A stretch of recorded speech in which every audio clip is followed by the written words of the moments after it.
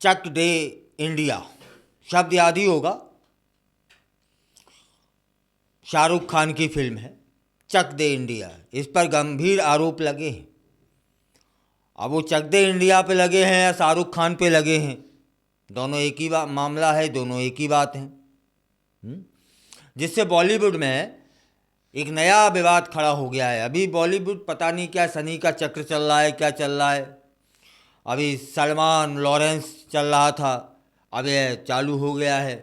शनि का प्रकोप है भैया, और कर्मों का भी हो सकता है ना। अन्नू कपूर ने अभी हाल ही में शाहरुख खान की फिल्म चक दे इंडिया पर गंभीर आरोप लगाए हैं, जिससे बॉलीवुड सन्नाटे में आ गया है। उन्होंने कहा कि फिल्म के मेकर्स ने जानबूझकर लीड किरदार का धर्म बदलकर उसे मुस्लिम दिखाया है। समझ रहे हैं ना, जो लीड किरदार होता है उसको जानबूझकर मुस्लिम बताया है उसके मेकर्स ने, फिल्म को बनाने वाले ने।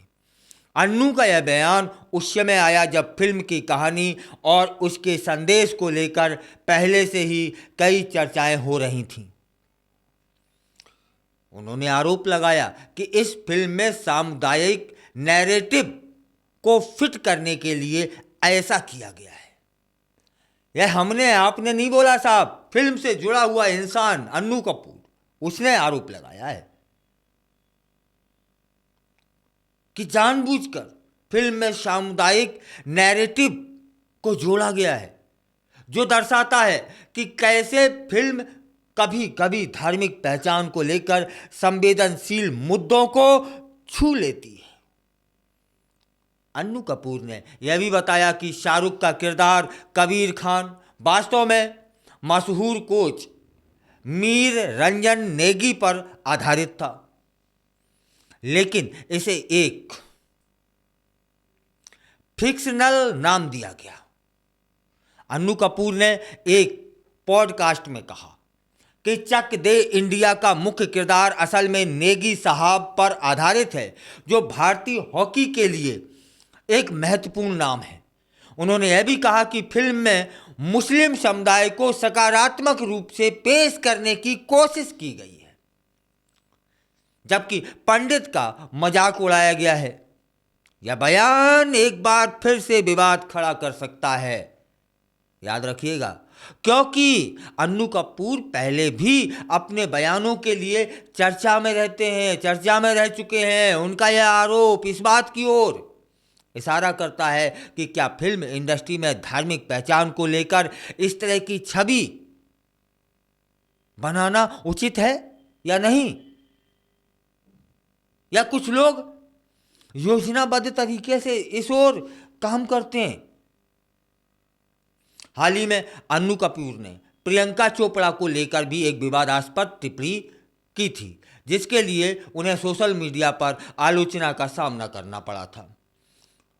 वह अक्सर अपने विचारों को खुलकर व्यक्त करने के लिए जाने जाते हैं, लेकिन इस बार उनके बयान ने एक नया विवाद खड़ा कर दिया है। उनकी टिप्पणियां न केवल व्यक्तिगत राय के रूप में देखी जा सकती हैं, बल्कि समाज में गहरे मुद्दों को भी उजागर करती हैं।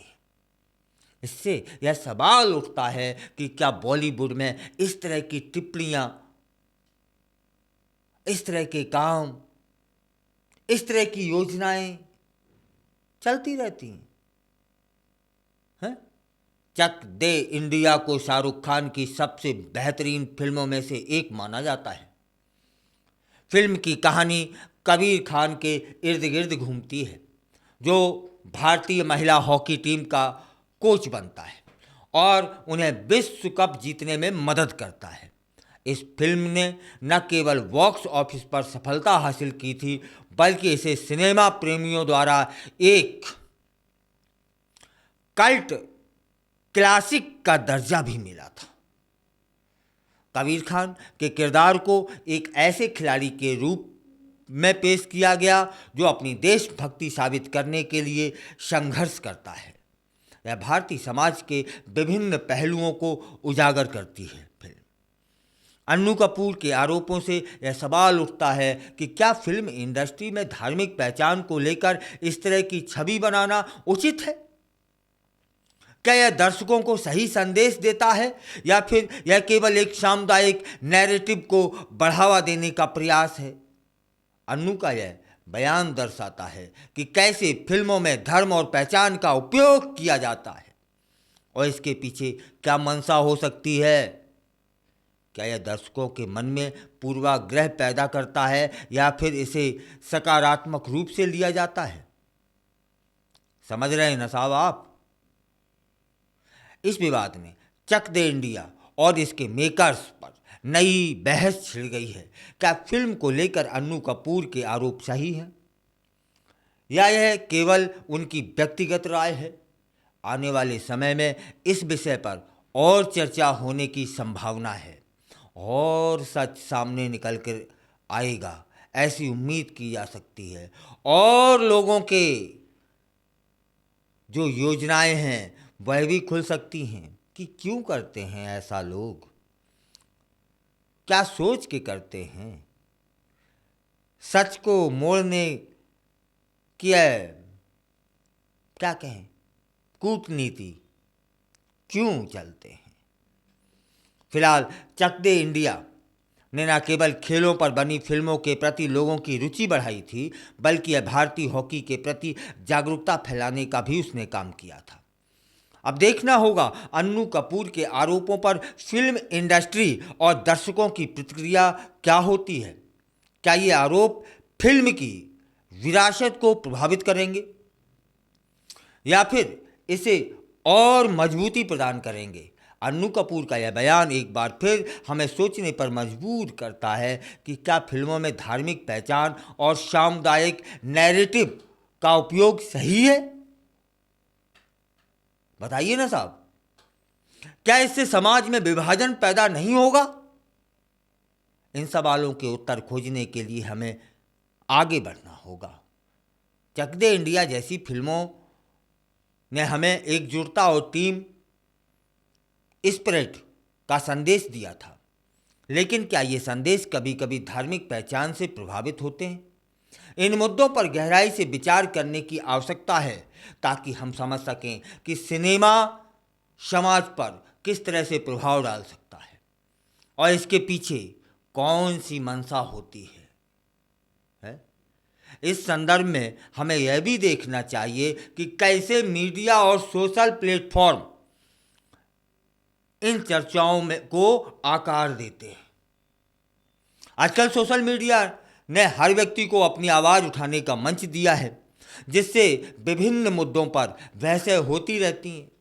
अन्नू कपूर जैसे व्यक्तित्व जब अपनी राय व्यक्त करते हैं तो वह केवल व्यक्तिगत विचार नहीं होते हैं, वे समाज के विभिन्न वर्गों के बीच संवाद स्थापित करने का माध्यम बन जाते हैं। इसलिए हमें इस बात का ध्यान देना चाहिए कि हम किस प्रकार की चर्चाओं को बढ़ावा दे रहे हैं और कैसे हम अपने विचारों को प्रस्तुत करते हैं। क्या हम ऐसे बयानों को केवल विवादास्पद मानते हैं या हम उन्हें गहराई से समझने की कोशिश करते हैं कि यह सब क्या चल रहा है, कौन चलवा रहा है, कौन कर रहा है, कौन करवा रहा है, किस योजना का हिस्सा है यह सब। यही वह समय है जब हमें अपनी सोच और दृष्टिकोण पर पुनर्विचार करने की आवश्यकता है। चक दे इंडिया जैसी फिल्मों ने न केवल मनोरंजन किया बल्कि उन्होंने सामाजिक मुद्दों पर भी प्रकाश डाला था। ऐसे समय में जब हम धार्मिक पहचान और सामुदायिक नैरेटिव जैसे विषयों पर चर्चा कर रहे हैं, हमें याद रखना चाहिए सिनेमा को एक ऐसी भूमिका का निर्वाह करना चाहिए जो समाज में वैमनस्य न तैयार करे, वैमनस्य न फैला दे। यदि अन्नू कपूर के जो बयान हैं, जो आरोप हैं, सही हैं, तब यह स्थिति बहुत गंभीर है? मतलब हम किसी को जो जिसने किया नहीं है उसका श्रेय उसको दे और समाज में एक संकेत फैलाएं। अरे जिसने दिया है, जिसने किया है, उसका श्रेय उसी को तो मिलना चाहिए साहब। है अन्नू कपूर का यह बयान न केवल चक दे इंडिया तक सीमित रहता है, बल्कि यह भारतीय सिनेमा और समाज दोनों के लिए महत्वपूर्ण चर्चा का विषय बन चुका है। हमें उम्मीद करनी चाहिए कि इस तरह की मानसिकता, इस तरह की सोच पर कोई ऐसी एजेंसी आए जो अंकुश लगाए, क्योंकि इस तरह से समाज में एक गलत संदेश जाता है। और संदेश तो तब जाता है साहब, हम आप जानते ही नहीं थे हुआ क्या है, अंदर क्या हुआ है ना।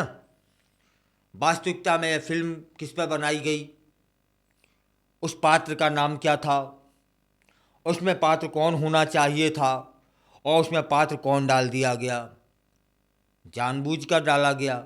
ऐसा जब अन्नू कपूर या फिल्म इंडस्ट्री से संबंधित व्यक्ति बाहर आके बताता है, तब उन मेकर्सों की मानसिकता का पता लग पाता है। इससे पहले हम लोग कुछ नहीं समझ पाते कि चल क्या रहा है, हो क्या रहा है। अब जब सामने आ ही गया है, तब सोचना पड़ रहा है कि यह कैसी खोखली, ओछी मानसिकता है, यदि वो आरोप सही हैं तो।